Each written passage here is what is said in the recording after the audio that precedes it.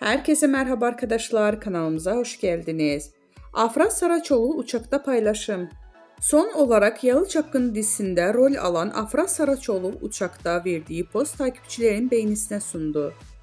Yalı Çapkını dizisinde 3 sezon boyunca Seyran karakterine hayat veren Afra Saraçoğlu, oyunculuk performansıyla yanı sıra kariyeriyle sık sık medyanın gündeminde oluyor.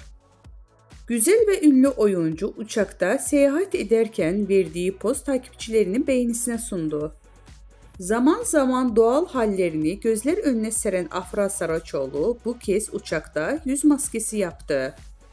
Kulaklığında kulaklık, yüzünde maskeliyle poz veren ünlü oyuncu paylaşımı büyük ilgi gördü. Öte yandan Afra Saraçoğlu yeni sezonda Aile Bir İmtihandır Abim dizisiyle ekranlara dönecek.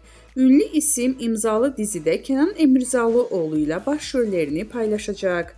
Bizden bu kadar arkadaşlar. Videolarımızı beğenip kanalımıza abone olmayı unutmayalım. Hoşça kalın.